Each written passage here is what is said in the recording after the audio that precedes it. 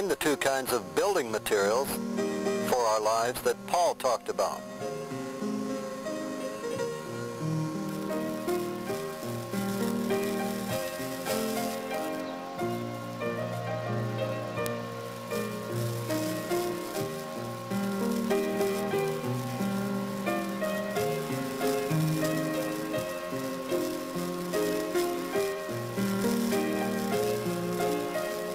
Now, if any man build upon this foundation gold, silver, precious stones, or wood, hay, and stubble,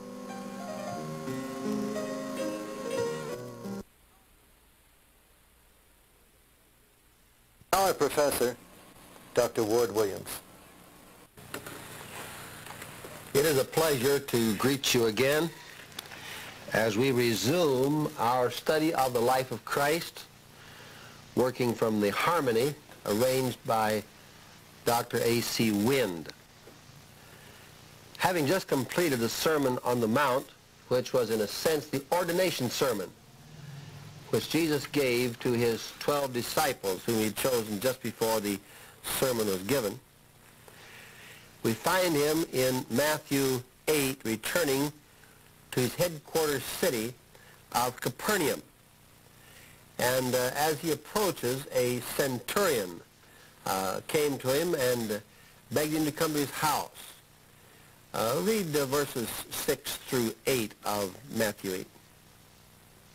And saying, Lord, my servant is lying paralyzed at home in terrible distress. And he said to him, I will come and heal him.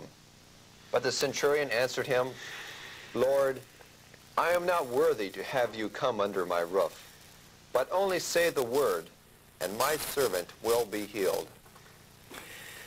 He goes on to say, I am a man under authority, with soldiers under me.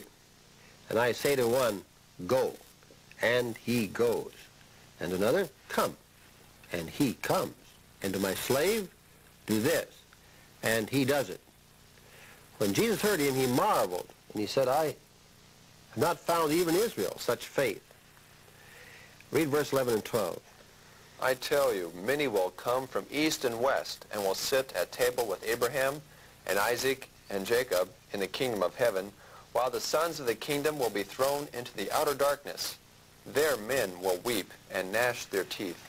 And to the centurion he said, go, for it shall be to you as you have believed. And the servant was healed at that very moment.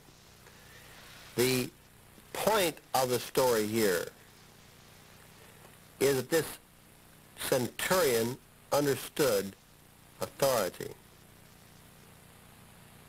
We as Americans are not very good at this subject. We resist authority, we resent authority, and we rebel against authority. This is in fact what the Army has to break down when it gets the young recruit.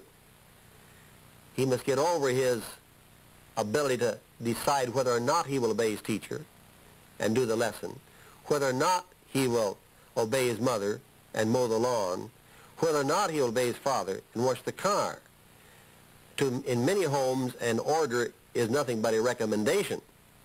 In the Army, it is not a recommendation. In the Army, it is an order. And this is something that has to be learned when we begin to deal with the things of God. I said just a program or so ago that in counseling a person who was having some difficulty, I said, you've been in the Marines. You understand what it means to have an officer over you, what we mean by the command of a superior officer, a direct command. And God becomes your superior officer, and you come under his command. Now remember that this is not a means of salvation, because by nature we are rebels and we already are under guilt. But having had that guilt removed by the substitutionary sacrifice of Christ, then out of our gratitude we seek to serve God, and we make him our superior officer. And this man understood this type of authority, and that Jesus was able to say, go, and he would be obeyed. Many times we wonder if God is going to merely recommend what will happen. But this man understood authority, And Jesus recognized this and rewarded him by healing the servant at the time that the message was given. We have a story of a session. Someone has pointed out that Jesus never attended a funeral and left the person dead. That he himself brought back to life every person at the funerals that he attended.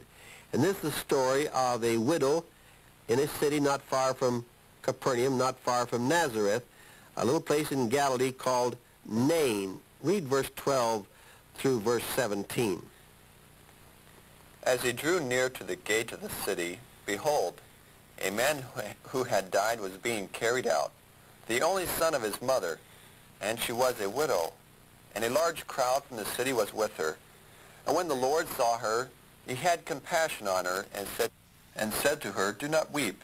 And he came and touched the bier, stood still, and he said, Young man, I say to you, arise. And the dead man sat up, and began to speak, and he gave him to his mother. Fear seized them all, and they glorified God, saying, A great prophet has arisen among us, and God has visited his people. And this report concerning him spread through the whole of Judea and all the surrounding country. And we're going to find that this popularity continues as he carries out healings and does other miracles and preaches until we come to the feeding of the 5,000 in John 6, which is going to be the climax of his popularity and the beginning of the vigorous opposition to him by the religious leaders. We have now a story of John the Baptist. In the meantime, he has been arrested, placed in prison in Machaerus, which is a prison on the east side of the Dead Sea, somewhat maybe 20 miles or so, 25 miles southeast of Jericho, across the Jordan Valley from Jerusalem and a little bit to the south. And while he is there, he keeps hearing about the wonders that Jesus is doing. And yet Jesus does not come to visit him. And John looks back to that time when he stood by the river Jordan and pointed out Jesus and said, Behold, the Lamb of God which taketh away the sin of the world. And was glad when his own disciples followed him. And now hears of all these miracles of deliverance, but he is not delivered. And so doubts come into John's mind, and he sends his messengers, his disciples, Are you he who is to come, or shall we look for another? We might just comment here that the reason he was able to do this is because of a system quite odd to us in America, but still practiced in Mexico and elsewhere, in which prisoners were not necessarily separated from their friends and their families. The state did not provide food. When you went to prison, your relatives had to bring you food, or your friends had to bring you food, or you didn't get any. The state didn't provide it. And so John was in prison, but his disciples were able to contact him every day as they came and brought food to him. So he sent them back to Jesus and asked Jesus, was I mistaken when I called you the Lamb of God? Are you really the one that I said that you were? And the answer that Jesus gave is very interesting. He let them stay with him in Luke's account.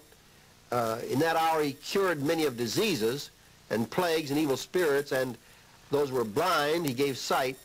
And then beginning in verse 22, read through 23. And he answered them, Go and tell John what you have seen and heard. The blind receive their sight, the lame walk, lepers are cleansed, and the deaf hear. The dead are raised up, the poor have good news preached to them. And blessed is he who takes no offense at me.